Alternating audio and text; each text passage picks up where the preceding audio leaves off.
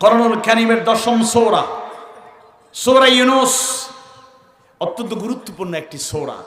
তাফসীর ইবনে কাসিরের বর্ণনা এসেছে এই সূরাটি মক্কায় নাজিল হয়েছে, আর তাফসীর ইবনে কুরতুবীর বর্ণনা এসেছে এই 3টি আয়াত মদিনায় নাজিল হয়েছে। আর এই সূরাটার 98 নম্বর আয়াতে কারিমা থেকে ইউনূস শব্দকে চয়ন করে ইউনূস আলাইহিস সালামের নামে সূরাটির নামকরণ হয়েছে। আর এই সূরায় আয়াত সংখ্যা আছে 109।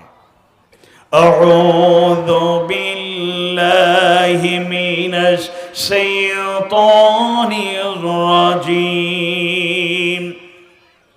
বিসমিল্লাহির রাহমানির রাহিম।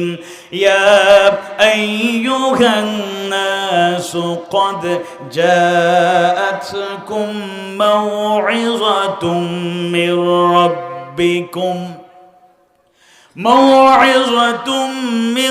ربكم وشفاء لما في الصدور وهدى ورحمة للمؤمنين يا أيها الناس হে মানব মণ্ডলী, হে মানুষ, قد جاءتكم তোমাদের কাছে এসেছে মাউইযাতুম মির রাব্বিকুম তোমাদের রবের পক্ষ থেকে মাউইযা, ওয়াজ, উপদেশ। সুবহানাল্লাহ। হে মানুষ, তোমাদের জন্য তোমাদের রবের পক্ষ থেকে এসেছে উপদেশ। ওয়া শিফাউল লিমা ফিস সুদূর, আর অন্তরে যা আছে তার শিফা, অর্থাৎ অন্তরে যে রোগ বালাইগুলো আছে, অসুস্থতা আছে, উইকনেস আছে, এগুলোর জন্য শিফা, মেডিসিন, মহৌষধ। আল্লাহু আকবার। এরপরে খাস ভাবে মুমিনদেরকে বলা হচ্ছে ওয়াহুদা, আর হেদায়াত, ওয়া রাহমা, এবং রহমত, লিল মুমিনিন, মুমিনদের জন্য। সুবহানাল্লাহ। আল্লাহ সুবহানাহু ওয়া তাআলা মূলত এই আয়াতে কারিমায় কোরআনুল কারীমের 4টা বৈশিষ্ট্যের কথা বলেছেন। কয়টা বৈশিষ্ট্য? 4টি। অর্থাৎ এই 4টা বৈশিষ্ট্য সম্পর্কে যদি আমাদের ধারণা থাকে, ইনশাআল্লাহ দুনিয়া আখিরাতের জন্য যত নির্দেশনা, যত শিক্ষা, যত উপকার, মুক্তি যদি নিশ্চিত করতে চাই, তাহলে কোরআনের কাছে ফিরে আসার কোনো বিকল্প নাই। আপনাদের কষ্ট হচ্ছে? তাহলে আসুন সরাসরি আমরা একটা একটা করে একটু বলি। বিশেষ করে দ্বিতীয় পয়েন্টে আমাদের অন্তরে কি কি রোগ আছে, তাফসীর ইবনে কাসির, তাফসীর ফাতহুল কাদির, তাফসীর কুরতুবী সহ জগৎ বিখ্যাত তাফসীরের কিতাবগুলো থেকে আপনাদের জন্য সারনির্যাস 13টা পয়েন্ট আপনাদের কাছে নিয়ে এসেছি। আমাদের অন্তরে কম বেশি 13টা পয়েন্ট, 13টা রোগ আছে। এই 13টা পয়েন্ট থেকে বাঁচতে হলে ফিরে আসতে হবে কোরআনের দিকে। এই পয়েন্টে আমি একটু বিস্তারিত আলোচনা করব। শেষ 2 পয়েন্টে বেশি আলোচনার দরকার নাই, আর শুরুতেই প্রথম পয়েন্ট থেকে একটু আলোচনা করব। তাহলে 1 নাম্বার কোরআনের বৈশিষ্ট্য এটা হলো মাউইযাতুম মির রাব্বিকুম, তোমাদের রবের পক্ষ থেকে ওয়াজ, মাউইযা। তাফসীরে ফাতহুল কাদিরের বর্ণনায় পাওয়া যায় ওয়াজ বা মাউইযা মানে কি? উৎসাহ কিংবা ভীতি প্রদর্শনের মাধ্যমে পরিণাম সম্পর্কে স্মরণ করে দেওয়া। সুবহানাল্লাহ। উৎসাহ দেওয়া, মাঝে মাঝে উৎসাহ দেওয়া। মুমিনরা মাঝে মাঝে হতাশ হয়ে যায়। দেখুন, কোরআন এমন আজিম কিতাব, আল্লাহ সুবহানাহু ওয়া তাআলা সূরা ইয়াসিনের শুরুতেই জানায়া দেন, বিসমিল্লাহির রহমানির রহিম, ইয়াসিন ওয়াল কুরআনিল হাকীম। কোরআন হলো বিজ্ঞানময় কিতাব। আল্লাহু আকবার। কিছু লোক আছে, আমরা মাদ্রাসায় পড়লে আমরা সায়েন্সে পড়ুয়া লোকদেরকে পছন্দ করি না, ডাক্তারদেরকে একটু অবহেলা করি, ইঞ্জিনিয়ার বা বিভিন্ন সেক্টরে যারা আছে এদেরকে হিসেবেই ধরি না। আবার অনেক ডাক্তার, ইঞ্জিনিয়ার, এলিট শ্রেণীর ব্রিলিয়ান্ট মানুষদের এরকম বৈশিষ্ট্য আছে, হুজুরদেরকে মনে করেন সেকেলে। শুনুন, মাদ্রাসার পড়ুয়া বা কোরআন পড়ুয়া যারা যদি কোরআনটাকে ভালো করে জানতে পারি, কোরআনটাকে বুঝতে পারি, উপলব্ধি করতে পারি, রিসার্চ করতে পারি, তাহলে এই কোরআন দিয়ে গোটা দুনিয়ার আমূল পরিবর্তন করা সম্ভব। তিবিয়ানান লিকুল্লি শাই, সবকিছুর বর্ণনা এখানে আছে। এখানে বিজ্ঞান আছে, এখানে বিজ্ঞান আছে। অকুল্লুন ফি ফালাকি ইয়াসবাহুন, আর প্রত্যেকটা গ্রহ নক্ষত্র যার যার কক্ষপথে পরিভ্রমণ করে, এরকম বিজ্ঞানের সূত্র থেকে শুরু করে অনেক উল্লেখযোগ্য বিজ্ঞানের সুন্দর কথাগুলো কোরআনে আছে। আমরা জানি না, তাই আসলে সেকেলেদের মতো পেছনে পড়ে থাকি। বিশ্ব যখন এগিয়ে চলেছে, আমরা তখনও পিছিয়ে। বিবি তালাকের ফতোয়া খুঁজে কোরআন হাজির চষে। এটা বিবি তালাকের ফতোয়ার জন্য কোরআন ব্যবহার করি। কেউ তাবিজের কিতাব বানাইছি, কেউ ফু দেওয়ার কিতাব বানাইছি, শুধু তেলাওয়াতের কিতাব বানাইছি। কোরআনের আসল শিক্ষা সবাই গ্রহণ করতে পারছি না। দুইটার মধ্যে চেক অ্যান্ড ব্যালেন্স হওয়া দরকার। যাই হোক, এই কোরআনে অনেক আজিম তথ্য উপাত্ত সুন্দর বর্ণনা আছে। আবার কোরআনে সূরার নাম সূরাতুল বাকারা, গাভীর নামে সূরার নাম। সূরার নাম সূরাতুন নামল, পিঁপড়ার নামে সূরা সূরাতুন নাহাল, মৌমাছির নামে সূরা আল আনকাবুত, মাকড়সার নামে সূরা আছে না নাই? কথা বলেন, আছে না নাই? তো বলবেন মাকড়সা, আপনারা কি বলেন মাকড়সাকে? মাকড়সাই বলেন। আমরা সিলেটের বাসিয়ে কই মাখর। ও দেখো বা মাখরের বাসা বানাই লিছে, তাড়াতাড়ি এটা মুসিয়া ফালাও বা। তাইলে আপনারা মাকড়সা বলেন। আচ্ছা, কোরআনে মাকড়সার মতো উদাহরণ আল্লাহ দিয়েছেন। কেউ কেউ মনে করবে মনে হয় একটা ঠুনকু, কারণ কোরআনের ওজনটা কমে গিয়েছে। নাউযুবিল্লাহ। মাঝে মাঝে ছোট উদাহরণ দিয়ে বড় শিক্ষা দিয়েছেন কে? সহজ করে বলি, লম্বা করলে অনেক সময় যাবে, আমাদের মূল আলোচনা যেহেতু অন্য বিষয়। সহজ করে বলি, আনকাবুত নাজিল হয়েছে এবং আনকাবুত মাকড়সার উদাহরণ দেওয়া হয়েছে এমন প্রেক্ষাপটে যখন মুসলমানদের উপর নির্যাতন তো চলছেই, কূটকৌশল ষড়যন্ত্র চলছে ইসলাম আর মুসলমানদের শেষ করে দেয়ার। একদিকে কাফেররা কূটকৌশল ষড়যন্ত্র করে অহংকার প্রদর্শন করলো, মুসলমানদের শেষ করে দেব। অন্যদিকে দুর্বল ইমানদাররা টেনশনে পড়ে গেছে, হারে যেরকম কূটকৌশল ষড়যন্ত্র নির্যাতন, আমরা তো মনে হয় বেশিক্ষণ টিকে থাকতে পারবো না, সবাই মনে হয় শহীদ হয়ে যাব, দুনিয়া ছেড়ে চলে যাব, আল্লাহর বিধান মনে ধরে রাখতে পারবো না। আবার প্রকৃত মুমিন যারা, এরা দৃঢ় ঈমান নিয়ে সবরের সাথে পথ চলার চেষ্টা করেছে, প্রয়োজনে শহীদ হব, হক পথ ছেড়ে দেয়া যাবে না। আল্লাহ সুবহানাহু ওয়া তাআলা মাকড়সার উদাহরণ দিয়ে তিন শ্রেণীর জন্যই মেসেজ জানিয়ে দিলেন। মাকড়সার ঘরগুলো, জালগুলো দেখবেন বড় সুন্দর, যেন একটা ক্রিয়েটিভিটি, সৃজনশীলতা পাওয়া যায়। কত সুনিপুণ কায়দায় সুন্দর করে মাকড়সা তার ঘর নির্মাণ করে। কিন্তু ছোট্ট একজন বাচ্চাকে, শিশুকে যদি দায়িত্ব দেওয়া হয় একটা কাঠি বা লাঠি দিয়ে বলা হয়, যাও মাকড়সার জালটা একবারে পরিষ্কার করে দিয়ে আসো, সেই শিশুও মুচকি মুচকি হাসবে। মাকড়সার জাল এটাকে ধ্বংস করার জন্য আবার লাঠি কাঠি কিছু দরকার আছে, সে গিয়ে মজা করে ফু দেবে, দেখবেন সময় লাগবে না, ফু দেওয়ার সাথে সাথে মাকড়সার জাল উড়ে যায়। আওয়াজ বাড়িয়ে বলুন ঠিক কিনা? আল্লাহ সুবহানাহু ওয়া তাআলা কাফেরদের জানায় দিলেন, ষড়যন্ত্র করছো, চক্রান্ত করছো, আমার গোলামদের উপর নির্যাতন নিপীড়ন চালাও, বেশি বাড়াবাড়ি করো না। তোমাদের এই পরিকল্পনা, কূটকৌশল, ষড়যন্ত্র মাকড়সার জালের মতো টুকু দিলে, একেবারে টোকা দিলেই উড়ে যাবে। আল্লাহর ফয়সালা চলে আসলে একেবারেই ধ্বংস হয়ে যাবে। আর দুর্বল ইমানদারদের লজ্জা দিলেন, এত সহজে হতাশ হয়ে যাও কেন? মুমিনরা হতাশ হতে পারে না। আর মজবুত ইমানদারদের বললেন, ধৈর্যের সাথে এগিয়ে যাও, ওরা 41-এর আগে সরবে না। আল্লাহ চাইলে যখন তখন, কেউ কল্পনাও করতে পারবে না, তাদের সরায়া দেবেন। ঠিক না? আব্রাহার বাহিনীকে ধ্বংস করার জন্য আল্লাহ তাআলা হাতির আরেকটা বড় বাহিনী প্রেরণ করেন নাই। ওয়া আরসালা আলাইহিম তায়রান আবাবিল, ছোট ছোট পাখি প্রেরিত হয়েছে, উপর থেকে কঙ্কর নিক্ষেপ করেছে। আব্রাহার দাম্ভিকতা, তার বিশাল বাহিনী ধুলোর সাথে মিশে গিয়েছে। তাহলে কোরআন হলো এমন একটা আযীম কিতাব যেটা উৎসাহ দেয়, দেখুন এখানে ইমানদাররা উজ্জীবিত হচ্ছে, হতাশার কারণ নাই, নিরাশার কারণ নাই। নাসরুম মিনাল্লাহি ওয়া ফাতহুন করিব, আল্লাহর সাহায্য আসবে, বিজয় দান করবেন কে? আওয়াজ বাড়িয়ে বলুন কে?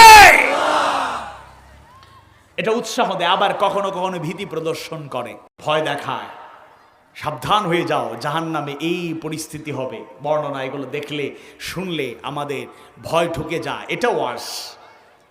আবার তাফসীর ইবনে কাসীরের বর্ণনা এসেছে, পার্থিব গাফলতির পর্দা ছিন্ন ভিন্ন করে আখিরাতের ভাবনা উদয় করে। অর্থাৎ আমরা দুনিয়ামুখী বেশি, সবাই দুনিয়ার পেছনে দৌড়াচ্ছি। কোরআনের ওয়াজ, কোরআনের উপদেশ এমন, ভালো করে পড়লে দুনিয়ার মায়াও থাকবে যতটুকু হালাল, আখিরাতের মায়া বেড়ে যাবে। সুবহানাল্লাহ। কারণ দুনিয়াটা ক্ষণস্থায়ী, আখিরাতটা চিরস্থায়ী। আজ আছি তো কালকে নাই, নিঃশ্বাসের কোনো বিশ্বাস নাই।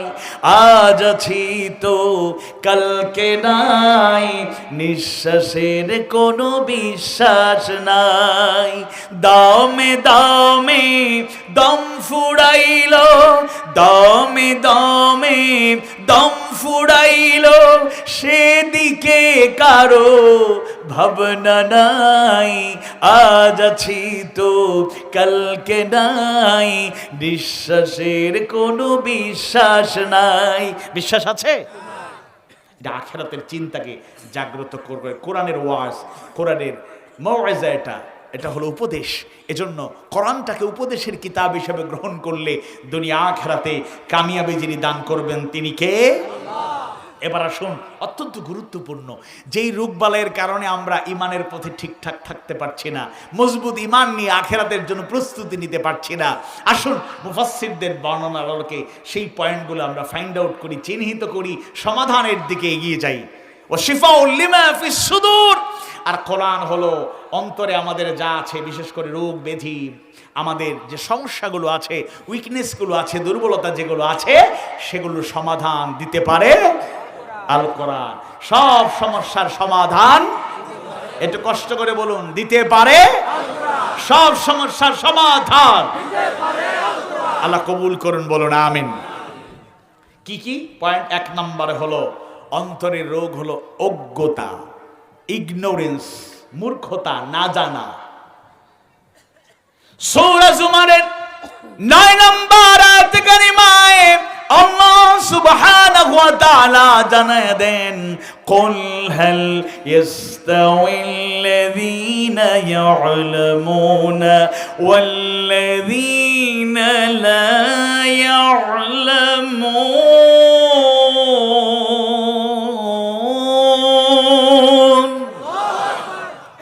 বলুন, যারা জানে আর যারা জানে না, এরা কি সমান হতে পারে? আমাদেরকে জানতে হবে, আমাদেরকে জানতে হবে। তবে যেই জানা, আমরা যেই জানার পেছনে দৌড়াই, ওই জানা নয়। বাচ্চাদেরকে শেখানো হয় আগডুম বাগডুম, ঘোড়ার ডুম সাজে। ছেলে মেয়েদেরকে শেখানো হয় নটন নটন পায়রাগুলি জোটন বেঁধেছে। ছেলে মেয়েদেরকে শেখানো হয় আম পাতা জোড়া জোড়া, মারবো চাবুক, চড়বো ঘোড়া। ওরে বাবু সরে দাঁড়া, আসছে আমার পাগলা ঘোড়া। পাগলা ঘোড়া খেপেছে, চাবুক ছুঁড়ে মেরেছে, তো কি হয়েছে? কি মেসেজ দিচ্ছি আমরা? আমরা শিখাচ্ছি ওতে অজগর, ওতে অজগর, ওতে অজগর ওই আসছে তেরে, আতে আমটি আমি খাবো পেরে। কার গাছের আম খাও? এই ছেলে, কার গাছের আম খাও?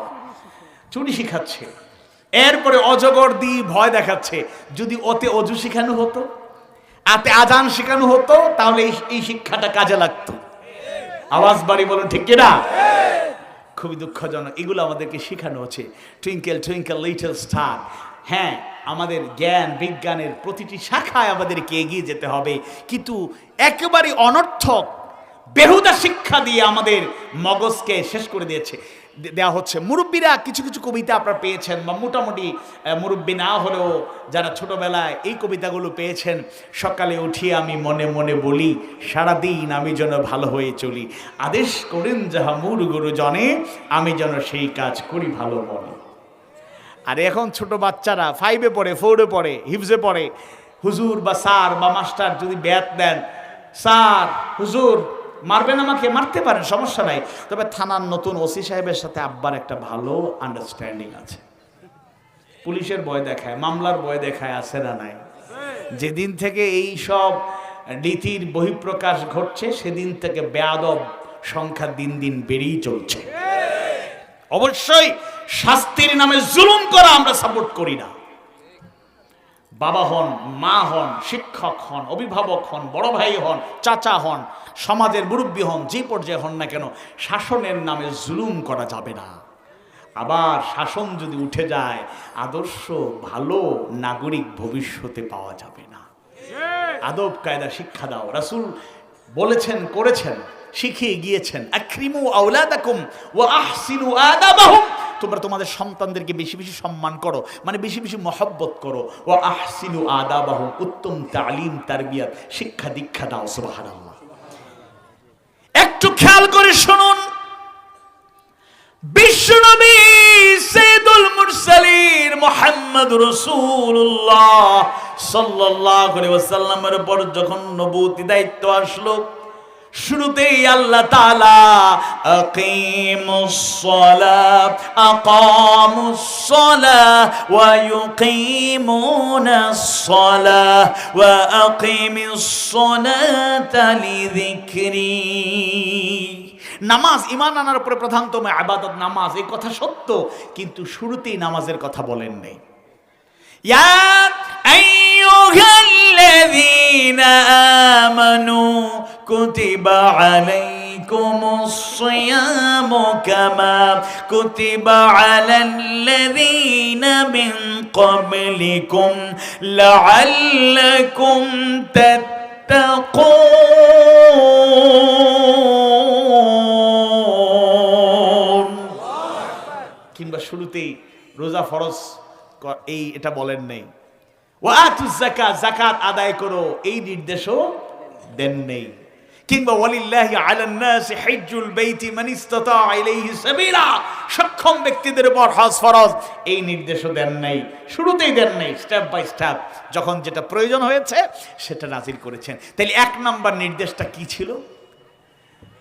বিসমিল্লাহির রহমানির রহিম। اقرأ باسم ربك الذي خلق خلق الإنسان من علق اقرأ وربك الأكرم الذي علم بالقلم علم الإنسان ما لم يعلم الله أكبر। প্রথম নাযিলকৃত আয়াতে কারিমা 5টি। প্রথম আয়াতের প্রথম শব্দই হলো ইকরা, পড়ো, পড়ুন। তুমি যেন তেন পড়া নয়। আমরা যে আধুনিক শিক্ষায় শিক্ষিত হচ্ছি, আসলে ধর্মীয় দ্বীনি শিক্ষা বাহিরে রেখে ব্যতীত উইদাউট কখনোই মনুষ্যত্ববোধ জাগ্রত করা যায় না। জন মিল্টন চমৎকার একটি কথা বলেছিলেন শিক্ষার পরিচয় দিতে গিয়ে, education is the harmonious development of body mind and soul. শিক্ষা মানে দেহ মন আত্মার সমন্বিত উন্নতি। কিন্তু আমাদের যে শিক্ষা ব্যবস্থা, এতে এটার কোনো বাস্তবতা খুঁজে পাওয়া যায় না। তাহলে কি পড়তে হবে? ইকরা বিইসমি রাব্বিকাল্লাযী খালাক। Read by the name of Allah, read by the name of Rabb who created you, যিনি তোমাদেরকে সৃষ্টি করেছেন। আল্লাহর নামে পড়তে হবে, এর মানে কোরআন অবশ্যই পড়া লাগবে। এবার আরেকটা গুরুত্বপূর্ণ তথ্য আপনাদেরকে দিয়ে যাই। আপনারা অনেকেই মুরব্বী আছেন যারা 40-50 বছর থেকে নামাজ পড়ছেন। আল্লাহ না করুক, আল্লাহ না করুক, আল্লাহ না করুক নামাজ পড়ে যাচ্ছেন, কিন্তু এমনও হতে পারে আপনার নামাজ আল্লাহর কাছে কবুল হচ্ছে না, মৌলিক জ্ঞান না থাকার কারণে। নামাজ পড়ে যাচ্ছি। আচ্ছা, আপনাদেরকে একটু শোনাই, আপনারা জানেন সূরা আনকাবুতের 45 নম্বর আয়াতে কারিমে আল্লাহ তাআলা নামাজের ফজিলত বর্ণনা করেছেন। ইন্নাস সালাতা তানহা আনিল ফাহশাই ওয়াল মুনকার। নিশ্চয়ই সালাত মানুষকে অশ্লীল এবং মন্দ কাজ থেকে বিরত রাখে। কিন্তু আমাদের সমাজে এমন লোক আছে, নামাজও পড়ে সুদ খায়, নামাজও পড়ে ঘুষ খায়, নামাজ পড়ে আইল ঠেলাঠেলি করে, নামাজও পড়ে অন্যের উপর জুলুম করে, অধিকার নষ্ট করে, বোনের হক দেয় না। এরকম আছে না নাই? এই সমাজে নাই, বাংলাদেশে আছে না নাই? তাহলে নামাজ থেকে কি শিখছি? দেখুন, নামাজের মৌলিক জ্ঞান থাকতে হবে, কোন নামাজটা কবুল হয়ে জানতে হবে। যেমন একটা পয়েন্ট বলি, বিসমিল্লাহির রহমানির রহিম। قد أفلح المؤمنون الذين هم في صلاتهم خاشعون قد أفلح المؤمنون অবশ্যই মুমিনরা সফল কাম হয়েছে আল্লাহু আকবার কোন মুমিন তাদের বৈশিষ্ট্য কি আল্লাযীনা হুম ফি সলাতিহিম খাশিউন যারা তাদের সালাতে থাকে বিনয় অবনত অর্থাৎ খুশু খুদু থাকে আলী বিন আবি তালেব রাদিয়াল্লাহু আনহু আতা রাহমাতুল্লাহি আলাইহি মুজাহিদ রাহমাতুল্লাহি আলাইহি সহ জগৎ বিখ্যাত মুফাসসিররা খুশু খুদুর ব্যাখ্যা দিয়েছেন আমি সহজ করে বলি যেমন মনে করুন মসজিদের মধ্যে ঘড়ি থাকে না ঘড়িটা কেন টাইম দেখা জাস্ট টাইমে ডিউ টাইমে যেন সালাতটা আদায় করা যায় এই টাইম মেনটেন করার জন্যই এটা করে থাকি এবার কিছু মুসল্লি আছে পিছনে সালাতে দাঁড়ালো আবার ঘড়ির দিকে তাকায় মাগরিবের নামাজে মনে মনে আবার চিন্তাও করে ইমাম সাহেব আমাদের একজন পাইছি এত লম্বা করে মাগরিবের নামাজ পড়ানোর দরকার আছে না নাই কিছু লোক আছে অ্যালার্জি প্রবলেম থাকতে পারে কিন্তু নামাজে অ্যালার্জি বেড়ে যায় মানে চুলকানি কষ্ট নেবেন না কিছু লোক দাড়ির সুন্নাত আদায় করছেন ভালো কথা লম্বা হোক খাটো হোক যাই হোক আলহামদুলিল্লাহ এবার কিছু লোক দেখবেন নামাজে দাঁড়াইছে আর দাড়ি নিয়ে খেলা করতে করতেই দাড়িকে গোছাতে গোছাতে সুন্নতের উপর সেই মহব্বত দেখাতে গিয়ে নামাজের খবর নাই খুশবুদন নাই আমরা মুসাফির মানুষ বিভিন্ন জায়গায় সফর করি জামাতের টাইমে গাড়ি থামার জামাতের শরীর হয়েছি ডানে বাবা আমি যদি কোনো মুসল্লি দাঁড়িয়ে এরকম অনেক জায়গায় মুসল্লি দেখেছি ডান দিকে তাকায় দেখে কে আমার ডানে দাঁড়ালো জুব্বা পড়া নতুন আগন্তুক তাইলে খুশু খুদু মনোযোগ কি আছে আওয়াজ বাড়ি বলুন আছে যদি সঠিক জ্ঞান না থাকে সল্লু কামা রাআইতুমুনি উসাল্লি রাসূল বলেছেন সালাত আদায় করে সেভাবে যেভাবে আদায় করতে দেখো সুবহানাল্লাহ রোজা রাখি কেন লাআল্লাকুম তাত্তাকুন তাকওয়ার গুণ অর্জন হবে কদ্দুর তাকওয়াবান আমরা হইছি দেখা যায় রমজান মাসে বিভিন্ন হোটেল রেস্টুরেন্টে লেখা থাকে অমুসলিম ভাই বোনদের জন্য খাবারের সুব্যবস্থা আছে ঢুকেন ভিতরে দুই খা থেকে মুসলমানের সন্তানরা খায় ফিরোজপুরে এরকম নাই বাংলাদেশে কিন্তু আছে তো ফিরোজপুরে যেহেতু অমুসলিম ভাইদের সংখ্যা আলহামদুলিল্লাহ অনেক বেশি সেই হিসাবে এই চান্স কিন্তু অনেকে নিতে পারে জিজ্ঞেস করে রোজা রাখো নাই ভাই কাউরে বলবেন না আব্বা আম্মা জানে আমি সাহরি ঠিক মতো খাই ইফতারে সবার আগে গিয়ে উপস্থিত হই খাই কিন্তু রোজা রাখতে পারি না বহুদিনের প্র্যাকটিস নাই কাউকে বলবেন না আর চিন্তা করবেন না ঈমান কিন্তু ঠিক আছে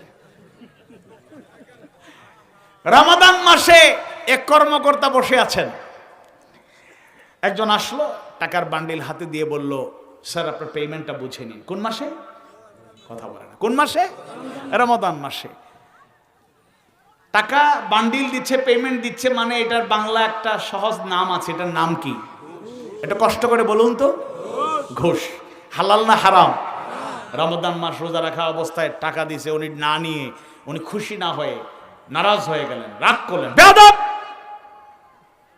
সে তো ভয় পেয়ে গিয়েছে স্যার রোজা রেখেছো জি স্যার রোজা রেখেছি আমি রোজাদার আপনি তো আমার থেকে ভালো রোজাদার তাহলে রমজান মাসের দিনে দুপুরে এই কাজটা কেমনে করলা I am sorry for that sir ভুল হয়ে গেছে এটা করবো না চলে যাচ্ছি দরজার কাছাকাছি গেছে এই শোনো অনেক দূর থেকে কষ্ট করে আসছে ড্রয়ারে রেখে দাও ইফতারের পরে দেখো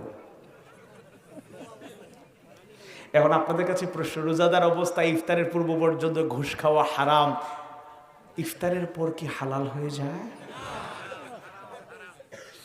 এটাই বাংলাদেশে আমাদের সমাজে চলছে ঠিক বললেও ঠিক না বললেও ঠিক তাহলে কি শিক্ষা নিচ্ছি লাআল্লাকুম তাত্তাকুন রোজা শিখাতে চায় তাকওয়া মুত্তাকি হওয়া আমরা হতে পারছি না এরকম রোজা 50 60 70 বছর সারা জীবন রাখবেন গিয়ে দেখবেন রেজাল্ট জিরো এজন্য আপনাদেরকে বলবো আমাদের 1 নাম্বার অজ্ঞতা দূর করতে হবে জ্ঞান অর্জনে এগিয়ে যেতে হবে এখন আপনি বলবেন তাহলে কি এটা তো কঠিন দায়িত্ব আপনাদের সবাইকে মুফাসসিরে কোরআন হয়ে যেতে হবে মুহাদ্দিস হতে হবে মুফতি হতে হবে মুআল্লিম হতে হবে ইমাম হয়ে যেতে হবে খতিব হয়ে যেতে হবে এটা জরুরি না তলাবুল ইলমি ফরিদাতুন আলা কুল্লি মুসলিম মুসলমানদের উপর জ্ঞান অন্বেষণ করা ফরজ ততটুকু জ্ঞান অন্বেষণ করা অপরিহার্য যতটুকু জানলে আল্লাহকে ভালো করে চিনতে পারবো জানতে পারবো মানতে পারবো রাসূলকে ভালো করে চিনতে পারবো বুঝতে পারবো মানতে পারবো কোরআন হাদিস সুন্নাহর আলোকে বাস্তব জীবনে ইবাদতগুলো আমলগুলো ঠিক রাখতে পারবো এজন্য 1 নাম্বার এটা বেশি ব্যাখ্যা দিলাম কারণ এটা আমাদেরকে ধ্বংস করে দিচ্ছে 2 নম্বরে হলো ভ্রান্ত বিশ্বাস রং আইডিয়া শুরুতেই বলেছি আমার বাসা হচ্ছে সিলেটে। সিলেট অঞ্চল থেকে আমি এসেছি। এখন সিলেটে গেলেই মানুষ সফর করে, কলসিরুফিলার সফর করা খারাপ না, এটা ভালো, আল্লাহর নির্দেশ দিয়েছেন। গেলে আল্লাহ তাআলার সৃষ্টিরাজি দেখে শুকরিয়া আদায় করবেন, শুধু সেলফিতে ব্যস্ত থাকবেন না। যাই হোক, তো এবার আপনি গেলেন সিলেটে, ওই নিয়তে যাবেন না, কিন্তু সফরে গিয়ে এবার বলছেন সিলেটে চলে এসেছি, পাশেই তো শাহজালাল রহমতুল্লাহ আলাইহির কবর, পাশেই তো শাহপারা রহমতুল্লাহ কবর, যাই না, গিয়ে জিয়ারত করেন, এটা সুন্নাত। কিন্তু কেউ কেউ যায়, গিয়ে দোয়া করে, বাবা অভাব কাটে না মোর, অভাব দূর করে দাও। নাউযুবিল্লাহ, অভাব দূর করার মালিক কে? অনেক মা বোনেরা সন্তান হয় না, পরিবারে অশান্তি শুরু হয়ে গেছে, রেড সিগন্যাল, আর দেরি করব না, আগামীতে আর সংসার টিকবে না। এবার মহিলারা গিয়ে কান্দে আর কয়, বাবা সন্তান নাই, সন্তান দাও। নাউযুবিল্লাহ, সন্তান দেওয়ার মালিক কে? ইয়া আইয়ুহাল্লাযীনা আমানুস্তাঈনু বিস-সাবরি ওয়াস-সালাহ ইন্নাল্লাহা মা'আস-সাবিরিন।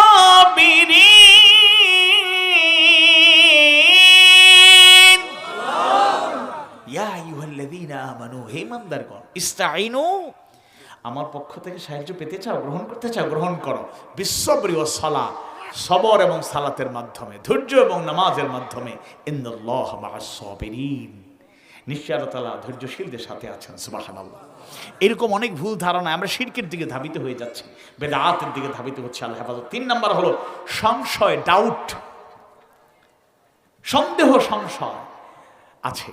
আজকে মুসলমানের সন্তান অনেকেই নাস্তিক হয়ে যাচ্ছে। ডক্টর জাফর ইকবাল, কত সুন্দর নাম, কিন্তু নাস্তিকদের সর্দার। আরেকজন আছে শাহরিয়ার কবির, অনেকে কয় মুরগি কবির, কিরকম একটা নাম দিছে। উনি না স্বাধীনতার সময় একটু মুরগি টুরগি সাপ্লাই করছে, এই জন্য কি মুরগি কবির নাম দিবেন না, এটা ঠিক না। আবার রাশেদ খান মেনন, হাসানুল হক ইনু, এরা হজ উমরা করতে অনেকে দেখছেন, কিন্তু ওর পাশের লোকেরাই বলছে টাটকা নাস্তিক, লোকদের দেখানোর জন্যই এটা মাঝে মধ্যেই সুরত ধারণ করে।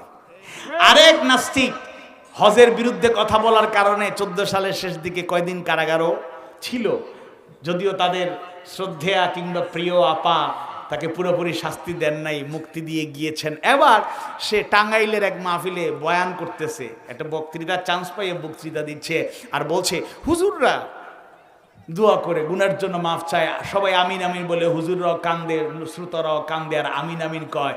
আমি কিন্তু আমিন আমিন বলি না, কারণ আমি কোনো ভুল করি না, আমার কোনো গুনাহ নাই। নাউযুবিল্লাহ বলবেন না? টাটকা শয়তান, আপাদমস্তক নাস্তিক। আল্লাহ রাসূল বলছেন কুল্লু বানি আদম খাত্তা, প্রত্যেক বনি আদম ভুল করে, মানুষেরা ভুল করে। ও খায়রুল খাত্তাইন, আর ভুলকারীদের মধ্যে তারাই হলো উত্তম, আত-তাওয়াবুন, যারা তওবা করে। সুবহানাল্লাহ। নাস্তিকদের মূল থিওরি কি? একটা পয়েন্ট বলি, তারা মনে করে unseen is nothing, unseen is nothing, যা দেখা যায় না এগুলো কিছুই না। আল্লাহকে দেখে না, তারা বিশ্বাস করে না, বলেন নাউযুবিল্লাহ। আর আল্লাহ তাআলা বললেন সবাই হেদায়েত পাবে না, হুদাল্লিল মুত্তাকিন, মুত্তাকি হবে যারা, হেদায়েত পাবে তারা। মুত্তাকিদের 1 নাম্বার কোয়ালিটি আল্লাযীনা ইউমিনুনা বিল গায়ব, যারা অদৃশ্যের প্রতি ঈমান আনে। আমরা আল্লাহকে দেখি নাই, জান্নাত জাহান্নাম দেখি নাই, রাসূলকে সরাসরি দেখি নাই, এই কথা সত্য। আবার আল্লাহ তার রাসূলের প্রতি ঈমান এমন ভাবে এনেছি, আমরা প্রয়োজনে তাদের মহব্বতে জীবন দিতে প্রস্তুত, ঈমান হারা হতে প্রস্তুত নয়। এরকম ঈমান আমাদের মধ্যে রাখতে হবে, থাকতে হবে। আল্লাহ তুমি কবুল করো, আওয়াজ বাড়িয়ে বলুন আমিন। আরেকটা দ্ব্যর্থহীন কণ্ঠে আরেকটা পরিষ্কার কথা বলতে চাই, 90% 92% মুসলমানের দেশে সুযোগ পেলেই অনলাইনে, সোশ্যাল মিডিয়ায়, ব্লগে, ফেসবুকে, টুইটারে কিংবা লিখনির মাধ্যমে কিংবা কথনে, বক্তৃতায়, আলোচনায় মোটিভেশন চালাতে গিয়ে যারা আল্লাহ তার রাসূলের বিদ্বেষ পোষণ করে, পরিষ্কার বলতে চাই বাংলার জমিনে বরদাস্ত করা হবে না। আরেক শ্রেণীর লোক রয়েছে যারা নিজেদেরকে মুসলমান দাবি করে, ইবাদত বন্দেগী করে, নামাজও পড়ে, কিন্তু তারা খাতামুন নবিয়্যিন, শেষ নবী হিসেবে মুহাম্মদ রাসূলুল্লাহ সাল্লাল্লাহু আলাইহি ওয়াসাল্লামকে মানে না। এরা হলো কাদিয়ানি। আপনারা একটু কষ্ট করে উত্তর দেবেন, এরা মুসলিম না কাফের? আওয়াজ বাড়ি বলুন, মুসলিম না কাফের? আমরা দোয়া করি আল্লাহ এদেরকে হেদায়েত দান করুন, বলুন আমিন। এরা যদি হেদায়েত পেয়ে যায়, মেনে নেয়, আমরা বুকে আলিঙ্গন করব। কিন্তু তারা যদি এই আদর্শের উপর টিকে থাকে, পরিষ্কার বলতে চাই, বারবার বলার পরে 53 বছরে আমাদের কথা কেউ রাখেনি, কথা শোনেনি। আমরা প্রত্যাশা করি আগামীতে সবার মতামতের ভিত্তিতে, ন্যায় ইনসাফ ভিত্তিক, সত্যিকার অর্থেই সত্য সুন্দরকে যারা আঁকড়ে ধরবে, দুর্নীতিমুক্ত সুন্দর সুখী সমৃদ্ধ দেশ গড়ার জন্য যারা উপযুক্ত, এরকম ব্যক্তিদেরকে নির্বাচিত করার মাধ্যমে পার্লামেন্টে আইন করে ঘোষণা করা হবে কাদিয়ানীরা কাফের, কাদিয়ানীরা কাফের, কাদিয়ানীরা কাফের। তাদের দোসররা যারা তাদের পক্ষে সাফাই গাইবে, প্রয়োজনে তাদের বিরুদ্ধেও রক্ত দেওয়ার প্রয়োজন হলে রক্ত দেব, জীবন দেওয়ার প্রয়োজন হলে জীবন দেব, ঘাম ঝরানোর প্রয়োজন হলে ঘাম ঝরাবো। হকের পক্ষে ছিলাম, আছি, থাকবো, কেউ থামায় রাখতে পারবে না।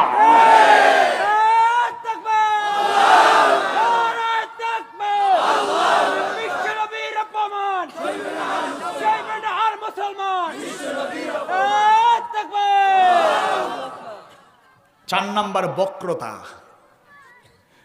বাঁকা পথে পা বাড়ায়। খতমাল্লাহু আলা কুলুবিহিম, সেই আয়াতগুলোতে পড়লেই তাদের পরিচয় পাওয়া যায়।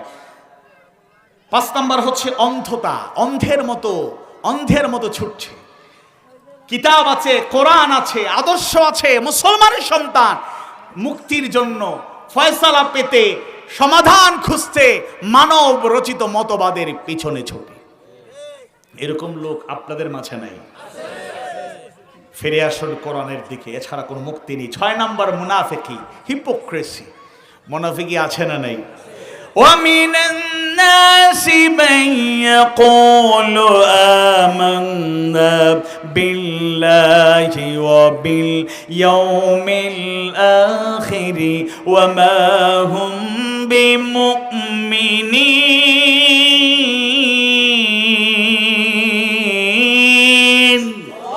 দ্বিতীয় সূরা সূরাতুল বাকারার 8ম আয়াতে আল্লাহ তাআলা জানিয়ে দিচ্ছেন, আর মানুষের মধ্যে এমন কিছু লোক আছে যারা বলে আমরা আল্লাহর প্রতি ঈমান এনেছি, আখিরাতের দিনের প্রতি ঈমান আছে, আর আল্লাহ বলছেন অথচ এরা মুমিন নয়। নাউযুবিল্লাহ। এরা কারা? সকল মুফাসসির একমত হয়ে বলেছেন এরা হলো মুনাফিক। যারা বলে কিন্তু অন্তরে সেটা লালন করে না। আল্লামা ইবনে কাসির রাহিমাহুল্লাহ একটু বাড়ি বর্ণনা করেছেন, শুধু 8ম আয়াত নয়, সূরাতুল বাকারার এরপরে আরো 13টি আয়াত আল্লাহ তাআলা মুনাফিকদের উদ্দেশ্যে নাজিল করেছেন। এরকম মুনাফিক আমাদের সমাজে আছে না নাই? একজন ডক্টরের ডিগ্রিধারী স্কলার, তিনি তো উনাকে আপাকে জান্নাতি বলে সম্বোধন করেছেন। টকশোতে আলোচনা হচ্ছে, আমি মুচকি মুচকি হাসি। কয় কি? এক বুদ্ধিজীবী বলছেন, ঠিক আছে বুঝলাম ওরা জুলুম করেছে তাই পালিয়েছে, লুকিয়ে আছে, ঘাপটি বেড়ে বসে আছে, আমাদের মাঝেও আছে, সব জায়গায় থাকতে পারে, সমস্যা নেই, থাকুক, কিন্তু বাইতুল মুকাররমের খতিব পালালো কেন? জননী ডাকতে ডাকতে অবস্থা খারাপ, অঙ্গনগুলোকে নষ্ট করেছে। আমরা বলবো আল উলামা ওয়ারাসাতুল আম্বিয়া, আলেমগণ নবী রাসূলের ওয়ারাস। অনুকূল কিংবা প্রতিকূল হকের উপর প্রত্যেকটি পরিস্থিতি থাকলে আলেমদেরকে জাতি মর্যাদা দেবেই দেবে, সন্দেহ নাই। পাঁচাটা গোলাম হয়ে ভূমিকা পালন করলে মর্যাদা পাবেন না, পালাতেই হবে। আপনাদের অবস্থান কখনোই মজবুত থাকবে না। আল্লাহ বুঝার তৌফিক দিন, বলুন আমিন। আর শুধু রাষ্ট্রীয় আর অন্যদের দোষ দিয়ে লাভ নাই। আপনাদেরকে 4টা পয়েন্ট শোনাই, আমাদের মধ্যে এই দুর্বলতাগুলো আছে। রাসূল সাল্লাল্লাহু আলাইহি সাল্লাম জানায় দিলেন, আয়াতুল মুনাফিক সালাসুন, মুনাফিকের আলামত হলো 3টি। এক, ইদা হাদ্দাসা কাযাবা, যখন কথা বলে মিথ্যা বলে। দুই, ওয়াইদা ওয়াদা আখলাফা, ওয়াদা করলে খেলাফ করে, ভঙ্গ করে। 3 নাম্বার, ওয়াইদা তুমিনা খানা, আমানত রাখলে খেয়ানত করে। অন্য হাদিসে আল্লাহ রাসূল বললেন মুনাফিকের আলামত 4টা, এই 3টা ঠিক আছে। আর একটা হলো ওয়াইদা খাসামা ফাজারা, ঝগড়া করে, রাগ করে, আর জবান থেকে অশ্লীল গালি বের হয়। এরকম লোক এই সমাজে আছে না? ঝগড়া করাই তো ঠিক না, ওই জায়গায় আবার গালি দেয়। কোন মুমিনের জবান থেকে কখনোই গালি বের হতে পারে? স্কুলে হেডমাস্টার সাহেব ডাকাইছেন, আহ্বান করেছেন, ফোন করে বলছেন, কল দিয়ে বলছেন যে অভিভাবক আপনি অমুকের আব্বা, জি আসেন একটু স্কুলে সময় করে, কখন আসবেন? অমুক দিন অমুক সময় আসবে। আচ্ছা ঠিক আছে, আসুন আপনার সাথে কথা আছে। অভিভাবক এসে উপস্থিত। এবার ক্লাস থেকে তার ছেলেকে ডাকানো হলো, নিয়ে আসা হলো। এবার প্রধান শিক্ষক অন্যান্য শিক্ষক ছিলেন, বলছেন আপনার ছেলে এত অশ্লীল গালি দেয়, অন্যান্য ছাত্রদেরকে গালি দেয়, গালি শিখলো কোত্থেকে এটা আমরা জানতে চাই। এবার ছাত্র মাথা নিচু করে বসে আছে। এবার শিক্ষক বলছেন আচ্ছা তাকে জিজ্ঞেস করুন, সে তো বলে নাই, আপনি একটু বলুন না কে মেরেছে, মানে কে গালি শিখিয়েছে। এবার ওই ছাত্রের অভিভাবক তাকে এমন একটা অশ্লীল গালি দিয়েছে, অমুকের বাচ্চা, গালি শিখছস কোত্থেকে। শিক্ষক বলছে থামেন থামেন থামেন, আপনি চলে যান, পরে যোগাযোগ করুন। আছে না নাই? বাপকা বেটা, আপনার জবানে তেলাওয়াত থাকলে বাচ্চাও তেলাওয়াত করবে, আপনি ভালো কিছুর চর্চা করলে সেও করবে, আপনি গালি দিলে গালি সেও শিখে ফেলবে, আপনি বাচ্চাদেরকে আপনি বললে সেও আপনি বলবে, তুমি বললে তুমি বলবে, তুই বললে তুই বলবে। বিশেষ করে নতুন কথা যেই বাচ্চারা শিখে সেটা কথা রিপিট করে, বলুন ঠিক কিনা? قولا معروفا قولا كريما قولا لينا قولا سديدا, কথা বলতে হলে সতর্কতা অবলম্বন করে উত্তম কথা, নরম কথা, সত্য সুন্দর কথা, এই কথাগুলো আমাদের সম্মানজনক কথা, এগুলো বের হতে হবে। আমরা এইগুলো অনেকেই করি, আল্লাহর কাছে তওবা করা দরকার, ইস্তিগফার করা দরকার, সাহায্য চাওয়া দরকার। মিথ্যা বলা যাবে না। ওয়াদা একটা অ্যাক্সিডেন্টলি ওয়াদার খেলাফ হতে পারে, আল্লাহর কাছে মাফ চাইতে হবে। ধারাবাহিকভাবে আপনার অভ্যাস হয়ে গেছে ওয়াদা শুধু ভঙ্গ করতে থাকেন, এটা অনাকাঙ্ক্ষিত, অপ্রত্যাশিত। আবার আমানত রাখলে শুধু টাকার আমানত না, যত ধরনের আমানত আছে প্রত্যেকটি ক্ষেত্রেই আমাদের যত্নশীল হওয়া দরকার। এবং জবান থেকে যেন গালি বের না হয়। আপনাদের এলাকায় আশা করি গালি বের হয় না, কিন্তু অনেক জায়গায় দেখি মাশাআল্লাহ হুজুর মানে না, হুজুরের সামনেও ওয়াজ করে, ওয়াজ বলতে তাদের ওয়াজ, নাউযু বিল্লাহি মিন যালিক। 7 নাম্বার অহংকার। এটা আমার মধ্যে, আপনার মধ্যে, সবার মধ্যে আসতে পারে, বিভিন্ন মাধ্যমে আসতে পারে। ইন্নাল্লাহা লা ইউহিব্বুল মুতাকাব্বিরিন, আল্লাহ কখনোই অহংকারীদের পছন্দ করেন না। আল্লাহর চাদর নিয়ে যেন টানাটানি না করি। জ্ঞানের অহংকার, টাকার অহংকার, ক্ষমতার অহংকার, বংশের অহংকার, বিভিন্নভাবে আমরা বিভিন্ন জায়গায় আমরা অহংকার প্রদর্শন করি। আল্লাহ আমাদেরকে অহংকার মুক্ত জীবন দান করুন, বলুন আমিন। এরপর 8 নম্বর হলো হিংসা। হিংসা তো আমাদের মধ্যে নাই মনে হয় নাকি? বিশেষ করে আলেমদের মধ্যে, আমাদের মধ্যে হিংসা মোটামুটি, কারো মধ্যে থাকুক আর নাই থাকুক, আলেমদের মধ্যে কম বেশি আছে। আর রাসূল শিখিয়েছেন, আমরা বলি কিন্তু আমল করি কম, ইয়াকুম ওয়াল হাসাদ ফাইন্নাল হাসাদা ইয়াকুলুল হাসানাত কামা তাকুলুন নারুল হাতাব। সাবধান, হিংসা থেকে দূরে থাকো, কেননা হিংসা তোমাদের আমলে সালেহ, নেক আমল, ভালো কাজ খেয়ে ফেলে, ধ্বংস করে দেয়। কামা তাকুলুন নারুল হাতাব, আগুন যেভাবে কাঠকে খেয়ে ফেলে, ভস্ম করে, শেষ করে দেয়। এরপরে 9 নম্বর লোভ, লালসা, অসৎ কামনা।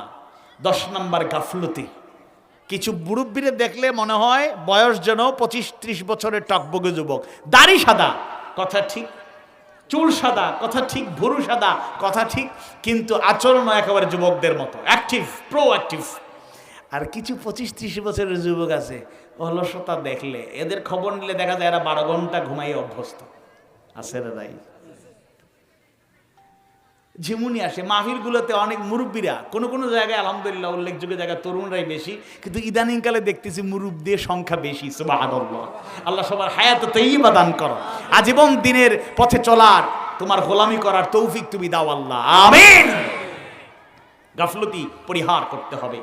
এরপরে 11 নম্বর ভীরুতা, ভয়কে জয় করতে হবে, বলুন ইনশাআল্লাহ। অবৈধ স্বরাষ্ট্রমন্ত্রীকে এক পুলিশ কর্মকর্তা বলছে, স্যার আতঙ্কের ব্যাপার। কি আতঙ্ক? গুলি করি মারা যায়, লাশ সরানো হয়, গুলি করি আহত হয়, হসপিটালে নিয়ে যাওয়া হয়, বাকিগুলো দাঁড়িয়ে থাকে, সরে যায় না। 5 আগস্ট এমনি বিজয় আসে নাই, জাতি বুক পেতে দিতে শিখেছিল। ভয়কে জয় করার কারণে আল্লাহর সাহায্যে বিজয় ছিনিয়ে এনে দেশটাকে একটা স্বস্তির নিঃশ্বাস ফেলার, জাতিকে স্বস্তির নিঃশ্বাস ফেলার সুযোগ দিয়েছে এই জাতি। ছাত্রদের অবদানকে অস্বীকার করা যাবে না, তবে জনতাকেও পিছনে ঠেলে দেয়া যাবে না। ভীরুতাকে জয় করতে হবে, ভীতিকে পেছনে ফেলতে হবে। আল্লাহ তুমি আমাদের সাহস হিম্মত বাড়িয়ে দাও, আমিন। আরো 2টা পয়েন্ট। 12 নম্বর দুশ্চিন্তা, 13 নম্বর হতাশা, ফ্রাস্ট্রেশন, ডিপ্রেশন। বয়স হয় নাই 18, টেনশনে আত্মহত্যা করে ফেলে। কি রে, এত টেনশন কি, কি প্রেশার? হ্যাঁ, অবৈধ অনেক কিছুর হাতছানির কারণে আজকে ইয়ং জেনারেশন, এমনকি টিনেজ, ছোট ছোট বাচ্চারা ধ্বংস হয়ে যাচ্ছে। ফ্রাস্ট্রেশন, হেজিটেশন, ডিপ্রেশন, হতাশা, নিরাশা, দুশ্চিন্তা থেকে মুক্ত থাকার জন্য ফিরে আসতে হবে কোরআনের দিকে।